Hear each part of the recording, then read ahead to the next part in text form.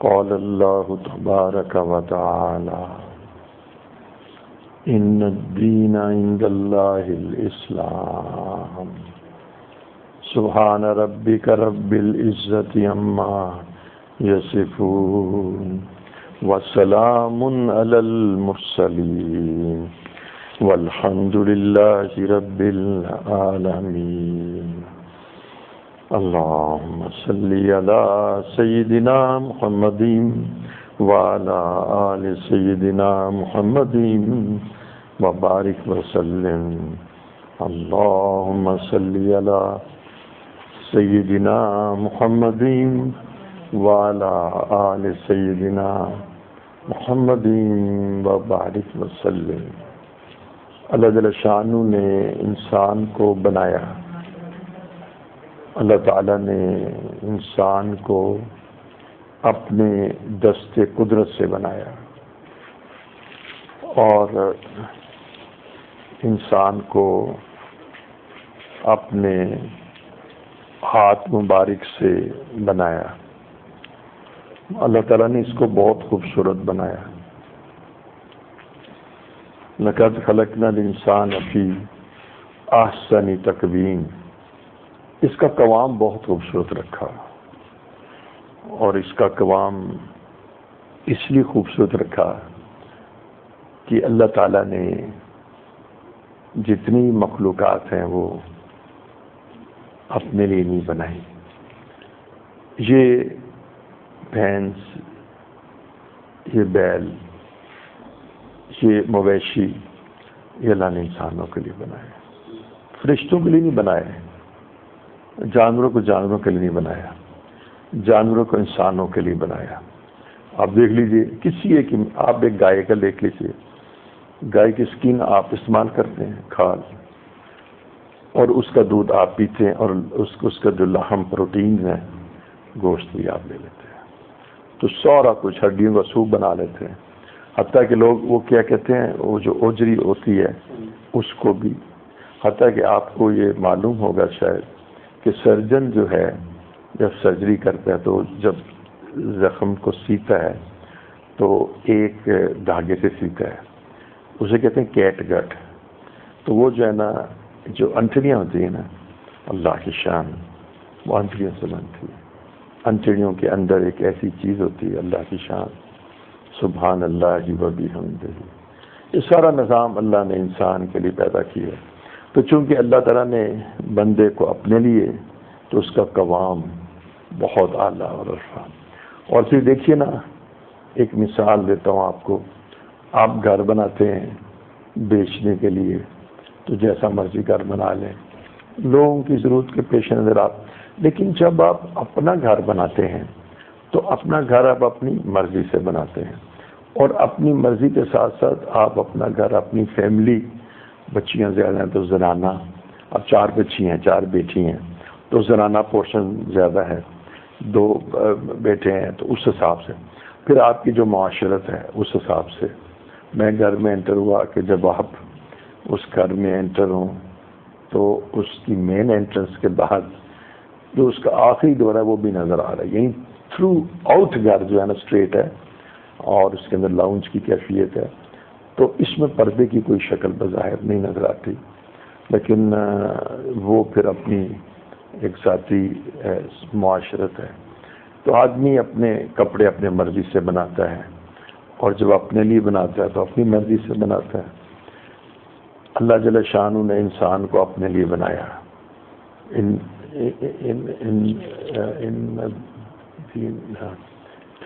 الدنیا خلقت لکم، ان الدنیا خلقت لکم، ساری دنیا تمہارے لیے بنائی، وانتم خلقتم للآخرہ، اور تمہیں آخرت کے لیے بنایا۔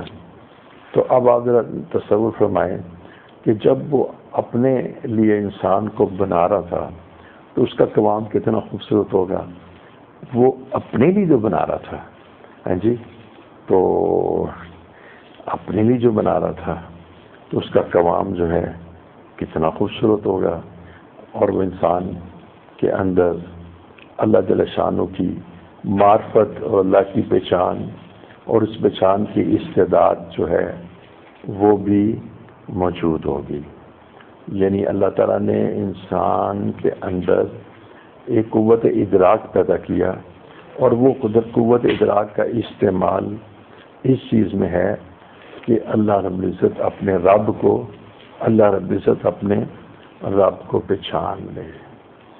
تو اللہ جل شانہ نے انسان کو پیدا فرمایا بہترین قوام کے ساتھ، تاکہ یہ اللہ کی معرفت حاصل کرے اور اللہ رب العزت کی ذات کی اطاعت کرے اور اللہ کو پہچان لے، اور یہ اللہ کا عبد بن گئے. مقصد زندگی اصل میں اس کا قرار ہوا، اس کا مقصد زندگی جو طے ہوا، وہ مقصد زندگی جو اس کا طے ہوا وہ مقصد زندگی عبدیت تھا، یعنی بندگی تھی. کہ سرکشی نہ کرے، یہ آنکھیں نہ دکھائے، یہ روگردانی نہ کرے، یہ پیٹھ نہ پھیرے، یہ اللہ کی طرف ہر وقت انابت رجوع اور متوجہ رہے اللہ کی طرف. اس کے پاس کوئی بھی جواز نہیں ہے کہ جب اس کا قوام ہی اللہ نے بنایا تو یا ایھا الانسان ما غرک بربک الکریم. یہ ماں کے اندر یہ چیز چھپی ہوئی ہے کہ کس چیز میں کوئی، جیسے میں ایک لفظ استعمال کرتا ہوں فی زمانہ کہ تمہارے پاس کیا عذر ہے، تمہارے پاس کیا جسٹیفیکیشن ہے، تم اپنے عمل کو جسٹیفائی کرو. کہتے نا کہ تم نماز نہ پڑھنے کو جسٹیفائی کرو، تم سجدہ نہ کرنے کو جسٹیفائی کرو، تم پردہ نہ کرنے کو جسٹیفائی کرو، تم جسٹیفائی کرو کہ جو اللہ تعالیٰ کی شریعت ہے ہم اس پہ عمل نہیں کریں گے.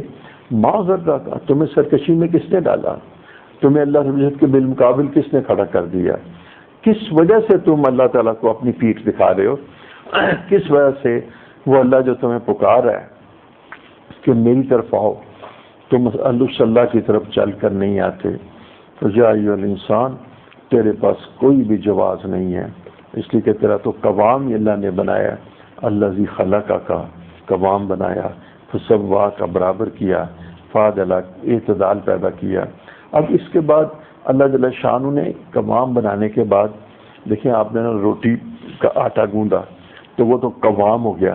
اب اس کی شکل کیا دی آپ نے، اس کی شکل آپ نے مختلف دے دی، گولائی میں دے دی، چورس دے دی، اور کوئی جیسے ہم بیکنگ کہتے ہیں کوئی بسکٹ کی شکل ہوتی. اب اللہ جل شانہ نے اپنی مرضی سے جس شکل میں چاہا اس شکل میں تمہیں رق کا بق منتقل کر دیا. تو شکل بھی تمہاری اللہ نے بنائی، قوام بھی تمہارا اللہ نے بنایا، تمہیں حسن بھی اللہ نے دیا، تمہیں برابر بھی اللہ رب العزت نے کیا، تمہیں برابر بھی اللہ رب العزت نے کیا، اور تمہارے اندر اعتدال بھی اللہ نے پیدا کیا. ان تمام اشیاء کے پیش نظر تم بتاؤ کہ تمہارے پاس اللہ رب العزت کی سرکشی یا نافرمانی یا روگردانی یا غفلت کا کوئی جواز ہے؟ کوئی جواز نہیں ہوتا. کورٹ کا کوئی مسئلہ ہو کہ آپ نے وکیل کے سامنے آپ نے پیش ہونا ہو، کورٹ میں پیشی ہو، تو آپ اندازہ لگائیں کتنی پریپریشن کرنی پڑتی ہے، کتنی لوگ تیاری کرتے ہیں کہ کورٹ کی پیشی ہے، کہ بھی وہ اس کے پاس اختیارات ہیں.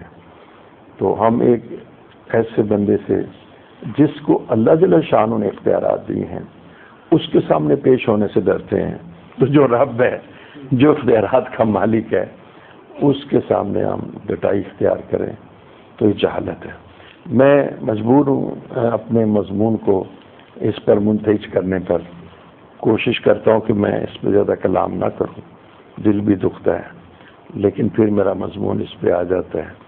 اب بتاؤ کہ تم کیسے ماڈرن، یہ کون سی ماڈرنزم ہے، یہ کون سی جدت پرستی ہے؟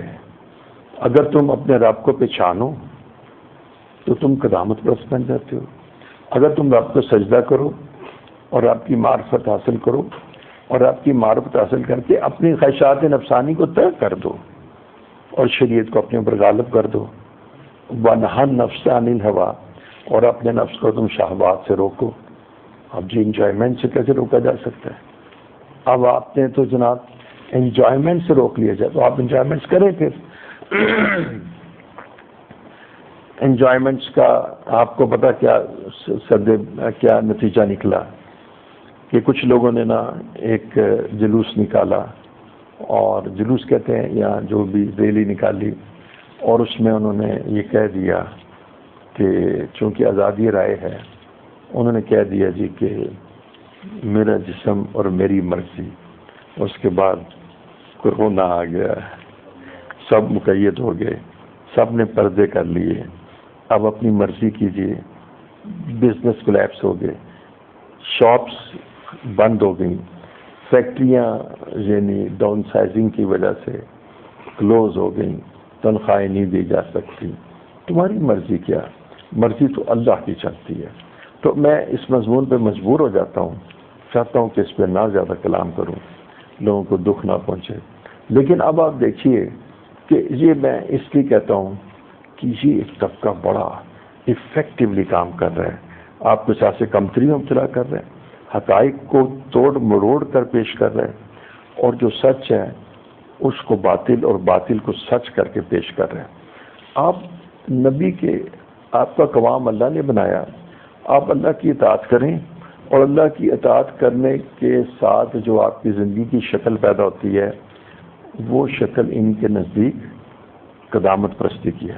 ان الدین عند اللہ الاسلام، تو دین تو اللہ کے نزدیک اسلام ہے، اور اسلام میں سلامتی ہے، اسلام میں سروائیول ہے، اسلام میں وقار ہے، اسلام میں عافیت ہے، عزت ہے، اور اسلام ہی میں اس دنیا اور آخرت کی نجات ہے۔ اب دیکھیے کہ جب آپ اس اسلام کو اختیار کریں تو دائیں بائیں کے لوگ یہ کہنا شروع ہو جائیں کہ بھی دیکھو یہ تو دنیا چھوڑ بیٹھے ہیں۔ عجیب بات ہے، کس نے دنیا چھوڑی ہے؟ کھاتے بھی ہیں، پیتے بھی ہیں، نکاح بھی کرتے ہیں، بزنس بھی، دنیا کس نے چھوڑی ہے؟ دنیا تو کوئی چھوڑ سکتا ہی نہیں۔ اتنا تو حوصلہ امام غزالی رحمۃ اللہ علیہ میں تھا کہ وہ دنیا چھوڑ کے 10 سال کے روپوش ہو گئے۔ امام غزالی تو ایک ہی تھے، اس کے بعد کوئی نہیں آیا جس نے اس طرح معاملہ کیا۔ تو میں آپ سے عرض کرنا چاہ رہا تھا کہ جس وقت آپ اتباع سنت کریں، اتباع شریعت کریں، تو پھر آپ پسماندہ ہو جائیں، پھر آپ ترقی کی راہ میں رکاوٹ بنیں، پھر آپ یعنی فنڈامنٹلسٹ ہو جائیں، پھر آپ بنیاد پرست ہو جائیں، پھر آپ قدامت پرست ہو جائیں۔ ہاں جی، یہ جو چیز ہے، ماشاءاللہ بیٹھ کرسی دو، یہ جو چیز ہے، یہ جو چیز ہے، ان کے ساتھ بٹھائیں تاکہ میری انشاءاللہ۔ اچھا، یہ جو چیز ہے عجیب، یہ چیز یعنی یہ قدامت، اس کو قدامت پر ہی سمجھے۔ اور جس وقت اگلی بات سنیے، عجیب بات ہے کہ وہ ذات جو اللہ کو سب سے زیادہ محبوب ہے، محمد صلی اللہ علیہ وسلم کی ذات ہے، بس اس شان تو شانہ سب بنیا، جتنی بھی شانیں ہیں محمد صلی اللہ علیہ وسلم کی شان سے بنی ہے۔ اب اتنے اللہ کے محبوب، عجیب بات ہے کہ ہماری بھی عقل جواب دے گئی، اور انہوں نے بھی ہمیں پاگل بنا دیا، کہنے والوں نے، چاہے وہ کالے انگریز تھے چاہے وہ گورے انگریز تھے، دونوں شکلوں میں جس وقت تم نے اتباع سنت اختیار کیا، رسول اللہ صلی اللہ علیہ وسلم کی سنت اختیار کیا، آپ نے داڑھی رکھ لی، چہرہ ویسا بنا لیا، لباس میں آپ نے مشرقیت پیدا کر لی، اسلامیت پیدا کر لی، اور اپنے لباس کو کفر کی مشابہت سے بچا لیا، اپنے گھر کی معاشرت میں اپنے رہن سہن کے طریقوں کو آپ نے اسلامی بنا لیا، سادہ بنا لیا، تکلفات کو آپ نے دور کر دیا، اور اپنے گھر کا انداز آپ نے شریعت کی مطابقت میں ڈھال لیا۔ تو یہ لوگ کہتے ہیں، آپ سچ پوچھیں، یہ لوگ کہتے ہیں یہ ایکسٹریمسٹ ہے۔ عجیب بات ہے کہ جتنا تم رسول اللہ صلی اللہ علیہ وسلم، ان کے نزدیک جتنا تم اتباع سنت کرو، جتنا تم رسول اللہ صلی اللہ علیہ وسلم کی اتباع میں آگے چلو، تو یہ ایکسٹریمسٹ ہیں۔ اچھا، اب آپ کو میں مثال دیتا ہوں کہ آپ نا نگاہوں کی حفاظت کریں، یہ بھی ایکسٹریمسٹ ہیں، اس لیے کہ تو آنکھوں میں آنکھیں ڈال کر، آنکھوں میں آنکھیں ڈال کر بات ہی نہیں کرتے، یہ تو شائنس ہے، اور شائنس تو سکنس ہے۔ یہ کیسے دنیا میں چلیں گے؟ عورت تو اس وقت ہر شعبے میں ہے. تو اچھا، پھر یہ کہتے ہیں کہ یہ کو ایجوکیشن کو کہتے ہیں کہ کو ایجوکیشن نہیں ہونی چاہیے. بھائی مردوں، یہ ہم عورتوں کو کہتے ہیں کہ ان کو بھی ڈاکٹرز بنا دو، لیکن ان کی ساری تعلیم سیپریٹ ہو اور مردوں کے بھی سیپریٹ ہو. تو جب مرد اور عورت اکٹھے پڑھیں گے، میل اینڈ فیمیلز اکٹھے ایک ہی پریمیسز میں پڑھیں گے، تو ایک نیچرل سی بات ہے، یعنی پرابلمز پیدا ہوں گی. تو اب بتائیے، جس وقت کو ایجوکیشن کا ذکر کریں یا پردے کا ذکر کر لیں، یا اسے کہا جائے کہ پردے میں جا کے کالج چلے جاؤ، یا اسے کہا جائے کہ ابھی تم میوزک چھوڑ دو، یا کہا جائے کہ لباس کو درست کر کے سلیو لیس لباس نہ پہنو، سر پہ دوپٹہ رکھو، گلے کا وی ٹھیک رکھو. تو یہ ساری اشیاء جب کہیں جائیں تو آپ تو قدامت پرست تو ہے ہی، لیکن اب ایکسٹریمسٹ ہو گئے، آپ ایک عدال سے ہٹ گئے. عجیب بات ہے. میں آپ کی توجہ اس طرف دلانا چاہتا ہوں کہ آپ اس بات کو سن بھی لیتے ہیں، اور آپ اس بات کو بعض لوگوں تو اس کو ایکسیپٹ کر کے دوسروں کے اوپر بھی لاگو کر دیتے ہیں، اور ہے کلمہ گو. آپ کو شرم حیا نہیں آتی کہ آپ کا دوست حضور صلی اللہ علیہ وسلم والی زندگی گزار رہا ہے؟ آپ کے دوست کی معاشرت، آپ کے دوست کی ظاہری شباہت، آپ کے دوست کی یعنی زندگی کا انداز، وہ تو سنت کے مطابق ہے. اس میں وہ دنیاوی وجاہت نہیں ہے، اس میں سادگی غالب ہے. اس میں وہ تبذیر، دکھاوا، اسراف نہیں ہے، اس میں سادگی اور تکلفات نہیں ہے، اور اس کے اندر تبذیر اور شوشہ نہیں ہے. تو اب یہ چیز حضور صلی اللہ علیہ وسلم کی لائف کی مطابقت میں ہے، لیکن آپ اس کو کہہ رہے ہیں کہ جی یہ تو بالکل ایکسٹریمزم ہے، یہ جو انتہا پسند ہے. اور جس وقت آپ اپنا دفاع کریں، اپنے دین کا دفاع کریں، اور دنیا میں آپ اپنے مکانوں کا دفاع کریں، اپنے ملک کا دفاع کریں، اور اپنے اولاد اور بیوی بچوں کا آپ دفاع کریں، جب آپ اپنے آپ کو پروٹیکٹ کریں تو اپنی پروٹیکشن کے لیے آپ اسباب اختیار کریں، تو یہ آپ کو کہہ دیتے ہیں کہ دیکھو یہ تو اپنے بھی بچوں کی حفاظت کے لیے کھڑے ہو گئے ہیں، اپنے ملک اور قوم کی حفاظت کے لیے کھڑے ہو گئے ہیں. تو اس وقت جو نام دیا جاتا ہے وہ کیا ہے؟ ٹیررسٹ. یہ ٹیررسٹ ہیں. جب آپ اتباع سنت کریں تو آپ ایکسٹریمسٹ ہیں. جب آپ ان الدین عند اللہ اسلام میں یعنی قرون اولیٰ کا جو دین اصلی شکل ہے اس کو پکڑیں تو آپ فنڈامنٹلسٹ ہیں، اور جس وقت آپ اپنا دفاع کریں تو آپ ٹیررسٹ ہیں. تو یہاں پر میں آپ کو یہ بات سر راہ بتانا چاہوں گا کہ اس ٹرمینالوجی کو ختم کریں، اور اس کو دوسروں کے لیے یعنی خود آپ اس کو دوسروں کے لیے استعمال نہ کریں. تو میں نے ابتدا میں یہ بات کی تھی کہ اللہ جل شانہ نے اس انسان کا قوام بہت خوبصورت بنایا، اور قوام بناتے ہوئے اس کے اندر ایک شے رکھی کہ بھی اس کے اندر میری ذات کو، کیونکہ اپنے لیے بنایا، اور جو اپنے لیے بنایا تو یہ کیسے ہو سکتا ہے کہ اس قوام کے اندر اللہ تعالیٰ کو پہچاننے کی صلاحیت کے لیے کوئی آلہ نہ رکھا ہو، آلہ نہ رکھا ہو. اب دیکھیں نا، یہ جو عقاب ہے، ایگل جس کو کہتے ہیں، تو اس کے اندر آئی رکھی ہوئی ہے. یہ اتنی تیزی سے پانی کے اندر مچھلی کو پکڑ لیتا ہے فضا سے. ایک اس کی سپیڈ ایسی ہے، ایک اس کی آئی سائٹ بڑی تیز ہے. تو اللہ جل شانہ نے جس کو جس پرپس کے لیے، مقصد کے لیے بنایا ہے، وہ انسٹرومنٹس، وہ آرگنز بھی اس کو دیے ہیں. اب ویل مچھلی جو ہے وہ اتنے اس کا اسٹمک اتنا بڑا ہے، نتیجہ ہے کہ اس کا سائز بہت بڑا ہے، تو اس کی ڈائٹ بڑی ہے، تو اکارڈنگلی کیا ہے، اس کا پھر میدا بھی بڑا ہے. 10 ہاتھی اس کے میدے میں آ جاتے ہیں. تو اس سے اندازہ لگائیے کہ اللہ رب العزت نے جس سے جو کام لینا ہوتا ہے اس کے مطابق وہ آرگنز ان کو دیے جاتے ہیں. جہاں پر اللہ رب العزت نے انسان کو اپنی معرفت کے لیے بنایا ہے تو اللہ جل شانہ نے اس کو اپنی معرفت کا ایک آرگن دیا ہے، معرفت کا ایک عضو دیا ہے۔ بسم اللہ الرحمن الرحیم۔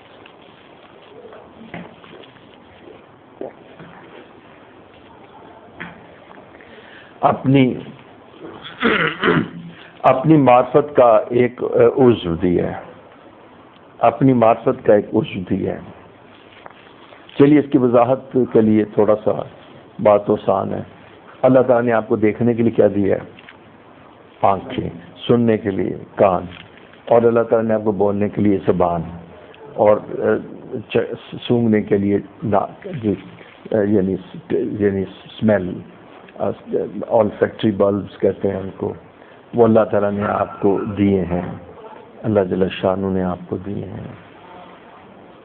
کسی چیز کو پکڑنا ہو تو اس کے لیے ہاتھ، اور چلنے کے لیے پاؤں، اور آپ نے بجلی ایجاد کرنی ہے اور آپ نے مکان بنانا ہے تو اس کے لیے کیا دیا ہے؟ دماغ، اس کے لیے دیا ہے دماغ۔ اب اللہ آپ نے ہم سے کہا تھا والذین آمنوا اشد حبا للہ، کہ ایمان والے تو اللہ سے شدت سے محبت کرتے ہیں، تو اللہ کچھ بتائی تو صحیح وہ کون سا آرگن ہے، وہ کون سا انسٹرومنٹ اور آلہ ہے جس سے ہم آپ سے محبت کریں۔ آپ وہ کون سا ہے؟ آنکھوں سے تو محبت نہیں کی جا سکتی، آنکھیں تو سارے دنیا کے انسانوں کے پاس ہیں، کانوں سے، زبان سے، ہاتھوں سے۔ تو اگر ایک آدمی کی دونوں آنکھیں جو ہے وہ ختم ہو تو اس کو بھی عشق الہی حاصل ہو سکتا ہے، اس لیے کہ آنکھیں تو پھر اس کا ذریعہ نہیں ہے۔ تو امام بہقی فرماتے ہیں امام بہقی فرماتے ہیں یہ جتنے بھی آرگنز جو اللہ جل شانہ نے آپ کو دیے ہیں یہ دنیا کے لیے ہے۔ جیسے سادہ سی بات ہے کہ کڈنی کا کام یہ ہے کہ وہ مادے فاسدے کو فلٹر کرتی ہے، وہ اللہ تعالیٰ کی معرفت کڈنی میں نہیں ہے۔ وہ تو دیکھیں اس لیے کہ اگر ایک بندے کی کڈنی نکال دی جائے تو معرفت تو ختم ہو جانی چاہیے۔ تو اللہ رب العزت کی معرفت اگر کسی ایک چیز میں ہو تو پھر اس کے نکل جانے سے وہ معرفت ختم ہو جاتی ہے۔ اسلم شہپوری تھے، بہت بڑے انسان تھے، دونوں ٹانگیں نہیں تھی، وہ قرآن کی معرفت ان کو حاصل تھی، درس قرآن دیتے تھے۔ اللہ تعالیٰ ان کی قبر کو شہیدوں کے نور سے بھرتے۔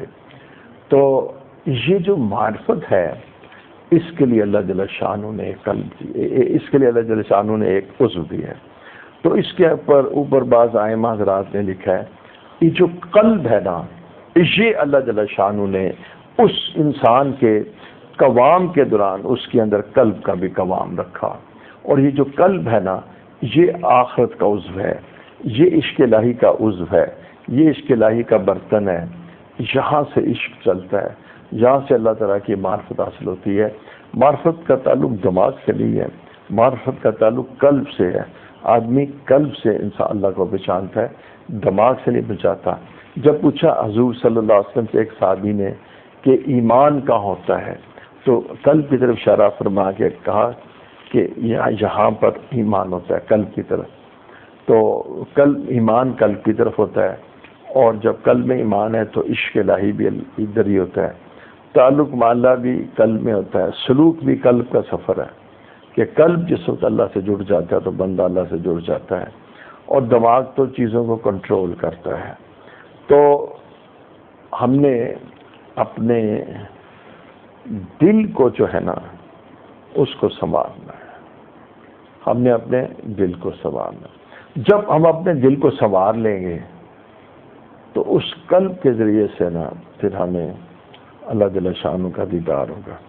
اس لیے حضرت مجدد الفسانی نے یہ لکھا ہے کہ اس دنیا میں تو ہمارا کوئی عضو ایسا نہیں ہے کہ جو ہماری آنکھ ایسی نہیں ہے کہ جو اللہ کا دیدار کر سکے، یہاں تو اللہ تعالیٰ پردے کے پیچھے ہیں، لیکن ایک حالت ہے اس دنیا میں جس میں آپ اللہ کا دیدار کر سکتے ہیں۔ تو وہ لوگوں نے لکھا ہے کہ حالت نماز کے اندر، نماز کے حالت کے اندر قلب سے، قلب کی اصلاح کے بعد، جلا کے بعد قلب سے ہم اللہ تعالیٰ کا دیدار کر سکتے ہیں۔ بالخصوص جب آدمی سجدے میں ہو کہ واسجد، کہ تم سجدہ کرو اور اللہ کا قرب پا جاؤ. تو جہاں پر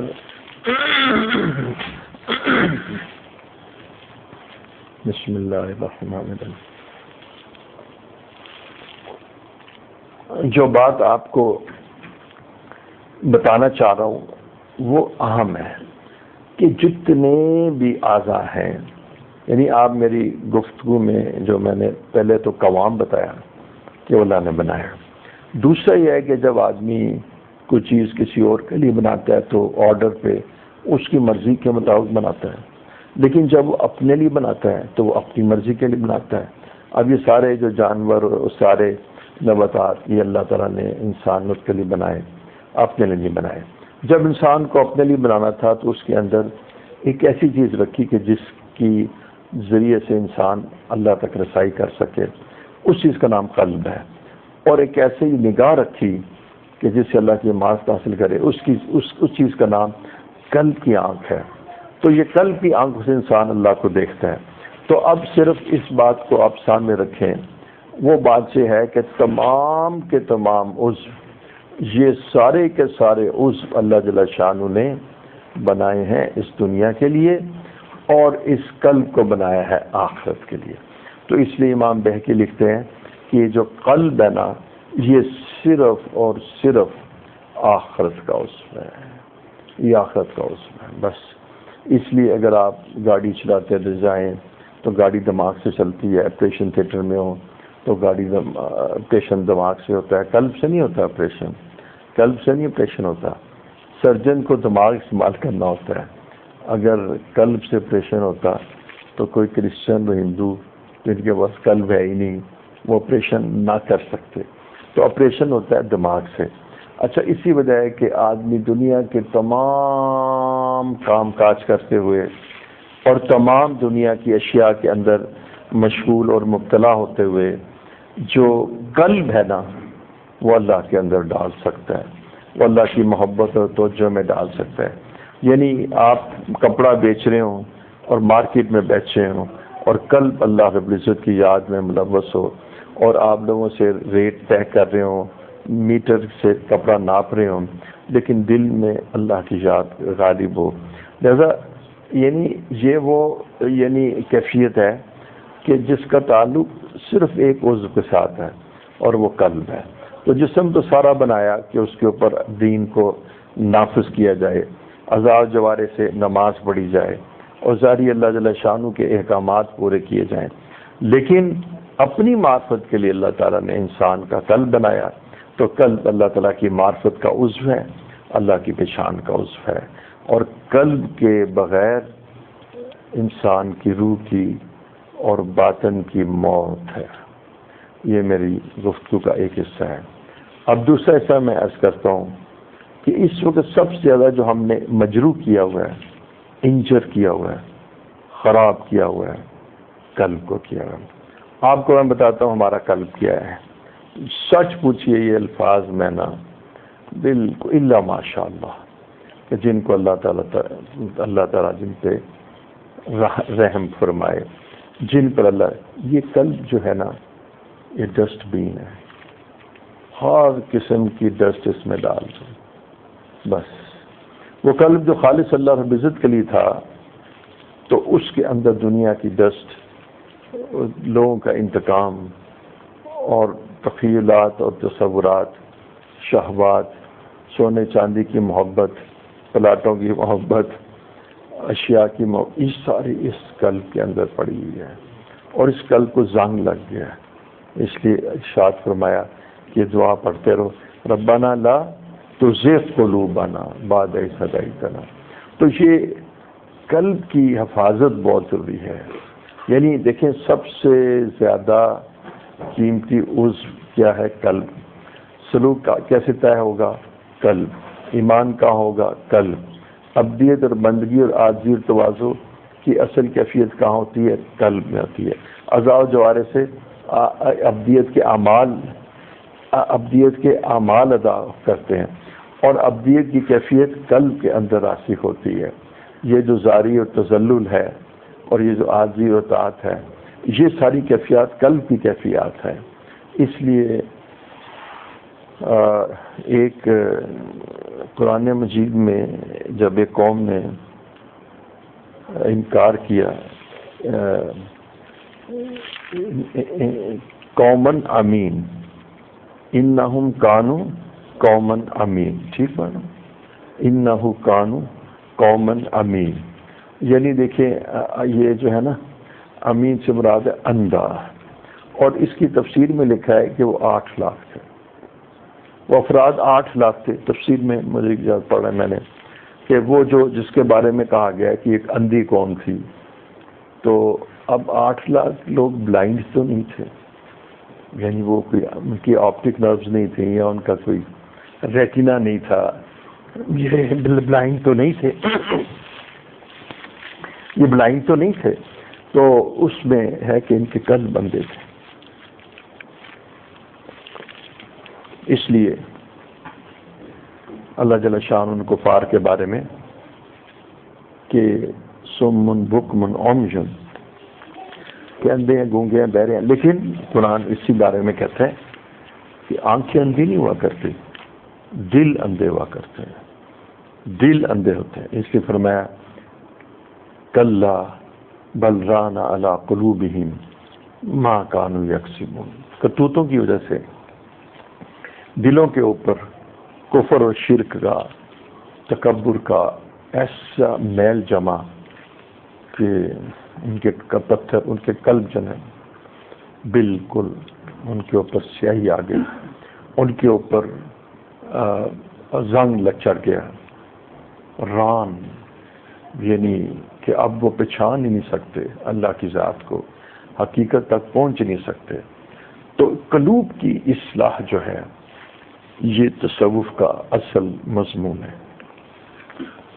تصوف کا سبجیکٹ جو ہے اصلاح قلب ہے، اور اصلاح باطن سے مراد کیا ہے؟ اصلاح قلب ہے. اب دیکھیے اس یہ اہم کتنا ہے، اس کی اہمیت کا آپ اندازہ لگائیے صرف ایک بات سے. جتنے بھی انبیاء کرام ہیں تعداد آپ جانتے ہیں، 1 لاکھ ہیں، 1,24,000 ہے، زیادہ ہیں کم ہیں، ان تمام کی جو محنت کا ایکسس یا پیوٹ یا محور ان تمام کی محنت کا محور جو تھا وہ قلب تھا. انہوں نے قلب پر بات. دیکھیں میں مثال دیتا ہوں، یعنی طب نبی میں آپ کو کچھ گائیڈنس ملے گی، لیکن نبی اس کے لیے نہیں آئے. وہ ہمارے اوپر احسان ہے. ہمیں کلونجی کا پتہ لگا، میں کلونجی کھاتا ہوں اللہ کے فضل سے، میرے پر رحم ہو گیا کلونجی کھانے سے. یہ ایک ہمارے اوپر ایڈیشنل بینیفٹ ہے. حضور صلی اللہ علیہ وسلم ہمیں اللہ سے جوڑنے آئے تھے، اور اللہ سے جڑتا کیسے ہے؟ کس عضو سے آدمی اللہ سے جڑتا ہے؟ کس عضو سے، کس آرگن سے آدمی اللہ سے جڑتا ہے؟ قلب سے اللہ سے جڑتا ہے. یعنی جو اللہ سے جڑنے والا آرگن ہے، دیکھیں نا، وہ تو دیکھو نا بیٹا، میں عرض کرتا ہوں دنیا میں بھی ایسے ہی ہے. تم اپنی ماں سے جڑے ہوئے ہو قلب کی محبت کی وجہ سے، باپ سے جڑے ہوئے. اچھا، جو لوگ شادی شدہ ہیں انہیں اپنی بیوی سے محبت ہوتی ہے، بیٹا LPG تو نہیں جڑے ہوتے. یہ تو نہیں ہوتا کہ ایک آدمی اپنی بازو بیوی کے بازو کے ساتھ باندھ کے تو کہ جی ہم جڑے ہوئے ہیں. تو جڑنا تو قلب سے ہوتا ہے. آدمی جب کہتا ہے جی یہ مجھے اس سے محبت ہے، تو محبت کہاں ہوتی ہے؟ قلب میں. جب آدمی کہتا ہے کہ میں اس کے ساتھ جڑا ہوا ہوں، تو جو جڑنا کیا ہوتا ہے؟ قلب سے جڑا ہوتا ہے. تو اللہ جل شانہ سے آدمی جب جڑتا ہے تو کس عضو سے جڑتا ہے؟ کون سا عضو استعمال ہوتا ہے؟ وہ عضو قلب کا ہوتا ہے.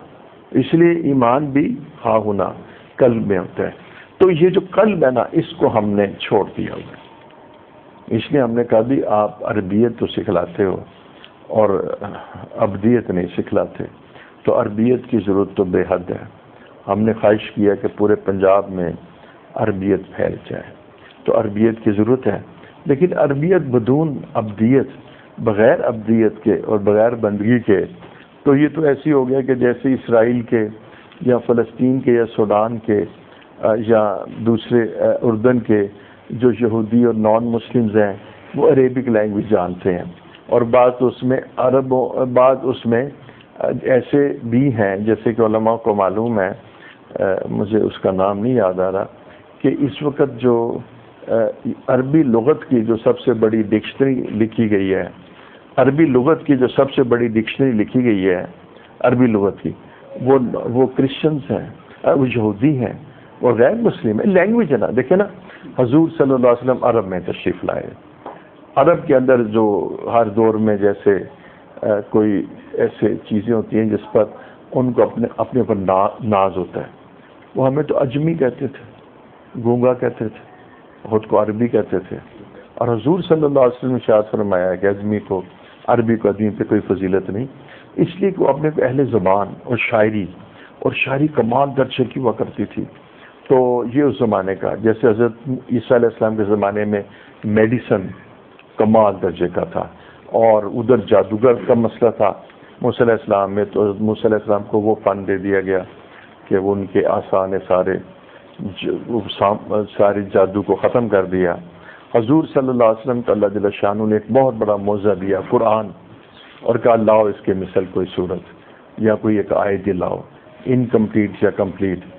گزر گئے 1400 سال، آج تک کوئی اس چیلنج کو نہیں کر سکا. تو وہ لوگ جو تھے نا، وہ اہل زبان تھے.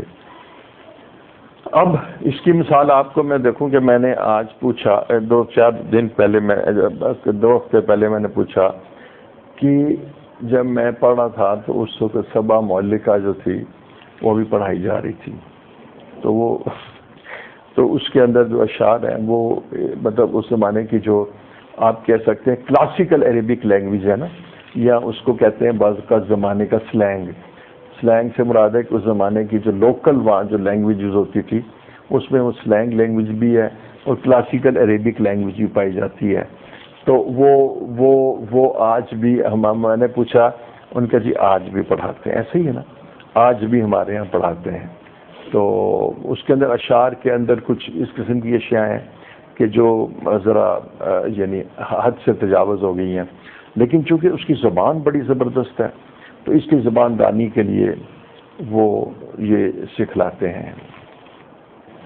تو حضور صلی اللہ علیہ وسلم جب یعنی انبیاء کرام جب تشریف لائے تو انہوں نے یعنی ہمیں جو میسج دیا، وہ میسج کی جو اصل سائٹ تھی، اس کی جو جہاں انہوں نے حل چلایا اور جس چیز کو انہوں نے جوتا اور پلو کیا، وہ قلب کا کھیت تھا، وہ قلب کی زمین تھی.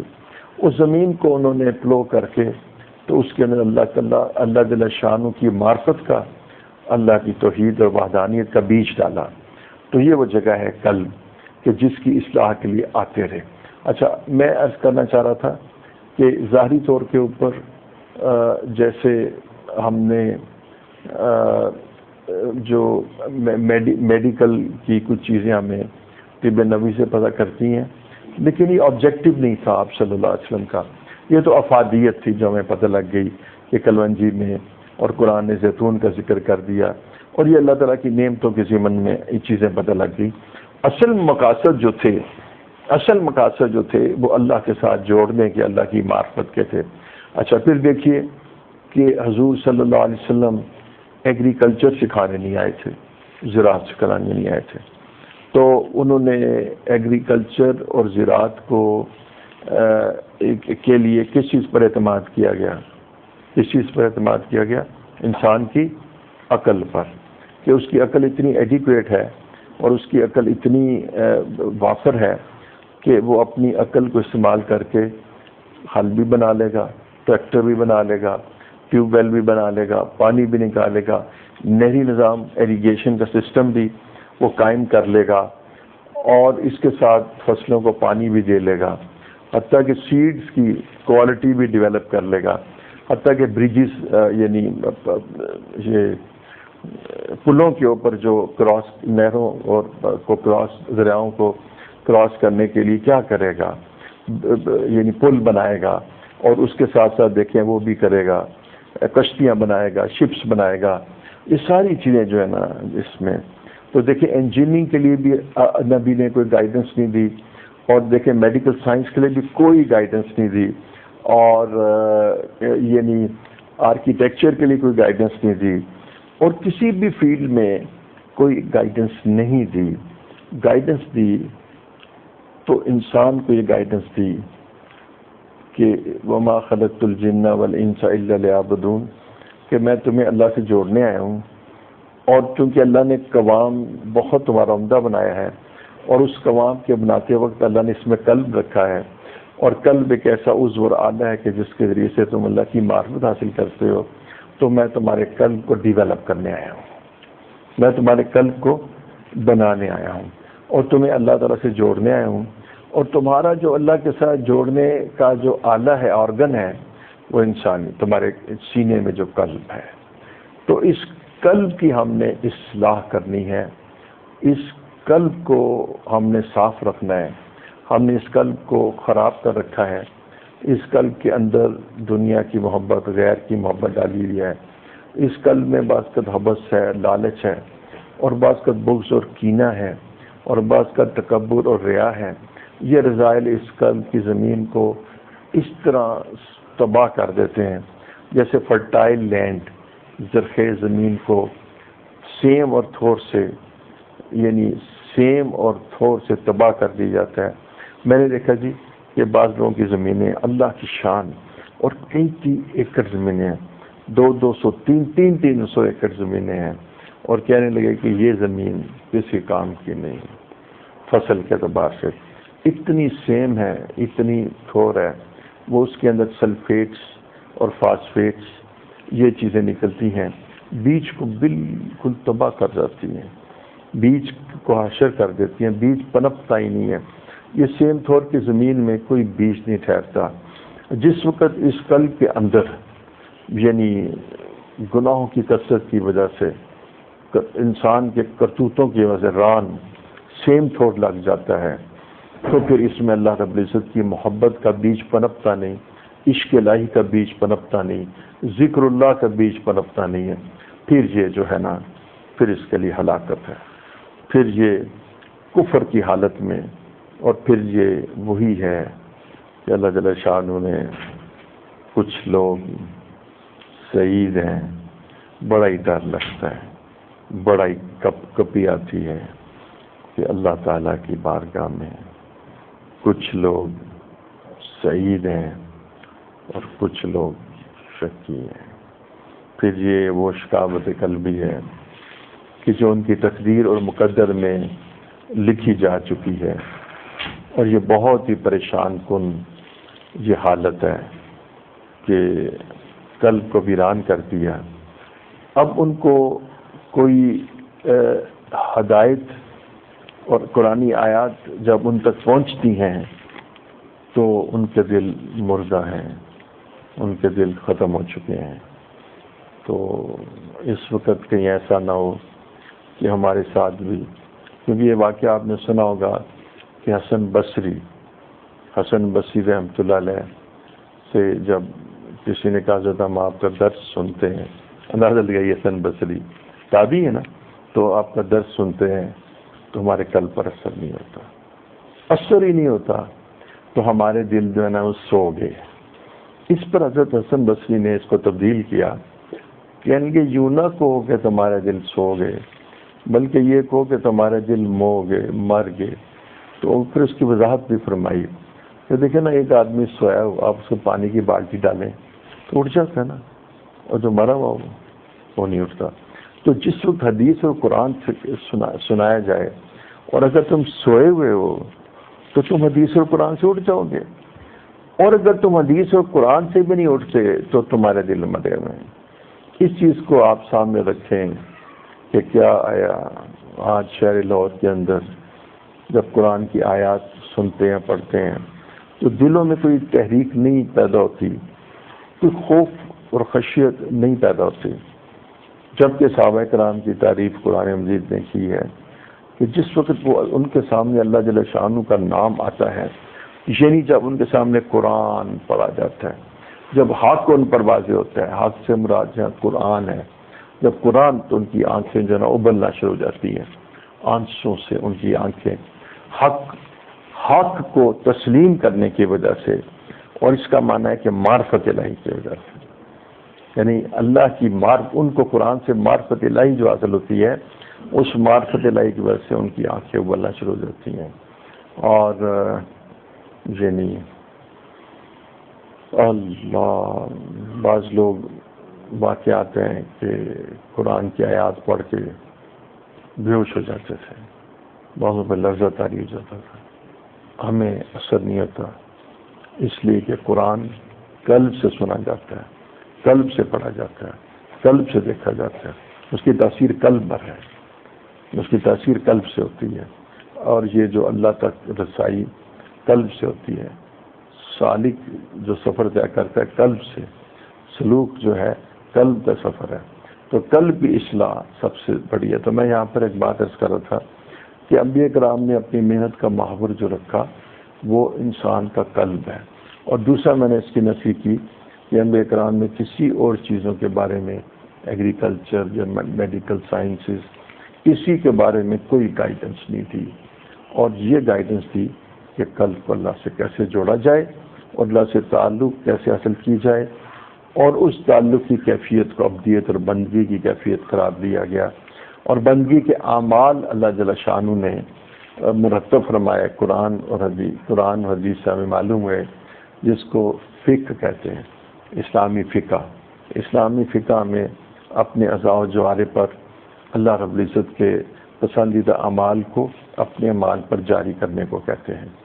اور ان اعمال سے جو انسان کے اندر عاجزی اور تواضع کی، تذلل کی کیفیت پیدا ہوتی ہے، اطاعت کی، اس کو عبدیت کہتے ہیں.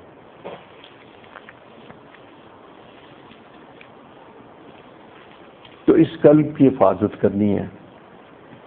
یہ قلب تباہ ہوتا ہے سب سے پہلے، میں عرض کرتا ہوں، یہ قلب تباہ ہوتا ہے سب سے پہلے، میں عرض کرتا ہوں، سب سے پہلے یہ غیر اللہ کے عشق سے تباہ ہوتا ہے. بس گناہ سرزد ہو جانے سے قلب پر ایک نقطہ لگتا ہے اور استغفار سے معاف ہو جاتا ہے. تباہی مچتی ہے غیر کی عشق اور محبت سے، اسے تباہ ہو جاتا ہے. اس کو نہیں برداشت کرتا. یہ اللہ جل شانہ کی عشق اور محبت کے لیے پیدا کیے، تو اس پہ تم نے غیر کی منگن کیوں اٹھائی تھی. میں اکثر مثال لیتا ہوں، دوبارہ عرض کرنے کی اجازت کرتا ہوں کہ آپ کے گھر میں بالفرض آپ ایسے کر لیں کہ آپ میں سے اکثر لوگوں کا شیخ سے بھی تعلق ہے اور علم سے بھی.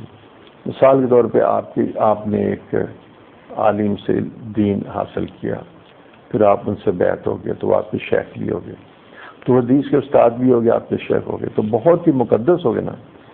معلوم ہوا کہ آج وہ آپ کے گھر میں آ رہے ہیں، تو آپ نے کیا کیا، ان کے گھر میں تو سب چیزیں موجود تھیں، کوئی ایسی پریشانی، لیکن آپ اس بات میں پریشان ہیں ان کو بیٹھنے کے لیے کیا چیز پیش کروں. تو آپ نے ان کو بیٹھنے کے لیے بڑا اہتمام کیا، اور اہتمام یہ کیا کہ آپ نے نہ کہا یار اپنے ہمسائے سے، یار وہ نا میرے پاس صوفہ نہیں ہے تو مجھے نہ ذرا صوفہ، آپ نے عمدہ صوفہ لا کے وہاں رکھ دیا. اس کے بعد آپ نے اس کے اوپر نا بہت خوبصورت مصلی بچھایا، اور اس کے بعد آپ نے نا، میرے شیخ جو تھے جب شیخ الحدیث تشریف لاتے تو ان کی چارپائی پہ سوتے ہوئے اتنا عطر لگاتے، تو وہ نا بتانا چاہتا ہوں، عطر بھی لگایا. اب دو باتیں، یہ تو آپ کو پتا ہے کہ مسجد کس لیے بنائی جا رہی ہے، شیخ کی. تو یہ شیخ کے لیے عرش کی طرح ہے کہ شیخ نے آنا ہے. اچھا سنیے، دو چیزیں اسی اسلام میں نا. ایک ساتھی آگے ادھر بیٹھ گئے، آپ کو بڑی ناگواری ہوگی، اور کیا اگر کوئی بیٹھ جائے، اپنے پہ نہیں دیکھیں، دوسرے اپنا چیئرس پڑی ہیں، آپ ادھر آ کے بیٹھیں، عادات کے بھی خلاف ہے. دیکھو جی، میں جب نکاح پڑھانے جاتا ہوں تو مجھے دولہے کی جگہ پہ بٹھا دیتے ہیں. مجھے نکاح پڑھانے کے میں کہتا ہوں یہ دولہے کی جگہ ہے، میں سائڈ پہ بیٹھتا ہوں. ایک سینٹرل صوفہ بنا ہوتا ہے نا، میرے جن میں ہوتا ہے، اس میں دولہا ہوگا، اس کا باپ ہوگا، تو سائڈ کا جو ہے نا وہ صوفہ ہے دونوں طرف، ادھر میں بیٹھ جاؤں. نہیں، آپ ادھر بیٹھے، تو پھر ان کے کہنے پہ میں بیٹھتا ہوں، ورنہ نہیں بیٹھتا. تو یہ میں آپ سے عرض کر رہا تھا کہ آپ نے پتہ کیا کیا؟ اس آدمی کو کہا کہ تمہیں پتہ نہیں ہے کہ یہ بھائی بزرگوں کے لیے. اچھا آپ اٹھ کے چلا گیا.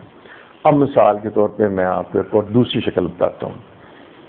اب خدا کرے کہ پتہ نہیں کیا ہو گیا زمانے کو کہ وقت گزر گیا، اشاعت کی تعداد ختم ہو گئی. جس وقت وہ یعنی ان کے آنے سے پہلے اس مسند پر ایک باہر سے بھنگی آیا اور آپ نے اس کے اوپر بٹھا دیا، یا آپ نے کہا چلو بیٹھا رہے، کیا فرق پڑتا ہے. ایک بھنگی کو آپ نے نا اس کے اوپر بٹھا دیا، اوپر سے شیخ آئے تو آپ نے کہا یہ تو 22 سیٹر ہے، آپ ساتھ بیٹھ جائیں. کبھی ساتھ نہیں بیٹھیں گے. آپ نے دنیا کی بنگن کو اللہ کے مسند پہ بٹھا کے کہا اللہ جل شانہ یہ تو بڑا 22 سیٹر ہے، کائنڈلی آپ بھی ادھر آ کے نا بیٹھ جائیں. بس یہ جو توہین ہے اللہ رب العزت کی، بس اس کو اللہ والے جو ہے نا بہت بڑا جرم سمجھتے ہیں. ہم اپنے قلب کے اندر، ہمارا قلب تباہ ہوتا ہے جب ہم قلب میں دوسروں کی دنیا کی بنگن کا، سونے کا، چاندی کا عشق پیدا کرتے ہیں. ہمیں فیکٹری کا، ان چیزوں کا عشق پیدا ہو جاتا ہے. اس کی انٹینس اور ڈیپ اور اس کی جو گہری محبت ہے وہ اللہ رب العزت کی محبت میں حائل آتی ہے. تو میں نے آپ کو مثال دی کہ آپ نے عجیب بات ہے کہ آپ نے اس کے اوپر اس بنگن کو بٹھا رکھا ہے، اور اگر آپ اس کو اٹھا بھی دیں تو وہ کہیں گے بھی میں نہیں یہاں بیٹھتا کہ تم نے اس پہ بنگن کیوں بٹھائی تھی. لیکن تم تو پتہ کیا کہہ رہے ہو، تم سائملٹینیسلی کا مطلب ساتھ ساتھ کہہ رہے ہو تسی بھی بیٹھو تسی بھی بیٹھو. آپ اور میں چاہتے ہیں کہ ہمیں اللہ مل جائے، اللہ کا قرب مل جائے، لیکن اس حالت میں کہ ہمارے قلب میں دنیا کی محبت بھی ہو، اس دنیا کی، آج کا نام بھنگن رکھتے، اس دنیا کی بھنگن کی محبت بھی ہو، اور ساتھ اللہ آپ بھی میرے قلب میں تشریف لائیے، میں آپ کا بھی چاہنے والا ہوں. اللہ تعالیٰ ایسے قلب میں کبھی نہیں آتے. اللہ تعالیٰ کی ذات بے نیاز ہے، اور یہ اللہ کی بے ادبی ہے کہ اللہ کے ساتھ سے معاملہ کیا جائے. اگر اس شیخ کی بے ادبی ہے آپ کے استاد کی کہ آپ اس کے ساتھ اس بنگن کو بٹھا دیں تو آپ اس کو بے ادبی شمار کرتے ہیں، تو اللہ کے ساتھ بھی جب آپ دنیا کی بنگن بٹھاتے ہیں تو وہ بھی جو ہے نا بے ادبی شمار ہوتی ہے. تو اس قلب کو غیر اللہ سے پاک کرنا ہے. اس کے لیے ہمیں اکابر نے قرآن و حدیث سے نسخے بتلائے ہیں. سب سے پہلے نسخہ تو ذکر اللہ ہے کہ ذکر سے، اور ذکر میں سب سے افضل لا الہ الا اللہ، اس کی ضرب سے ہم نے نا ہر شے کو نکال کر باہر پھینک دینا ہے، اور اس قلب کو دنیا کی بنگن سے صاف کر کے اس بنگن اور اس کی غلاظت کو دائیں طرف پھینکنا ہے، اس طرف لا الہ اور الا اللہ کے ساتھ اللہ کا نام اندر داخل کرنا ہے. اللہم صلی علی سیدنا محمد وعلی آل سیدنا محمد وبارک وسلم. لا الہ الا اللہ، لا الہ الا اللہ، لا الہ الا اللہ، لا الہ الا اللہ،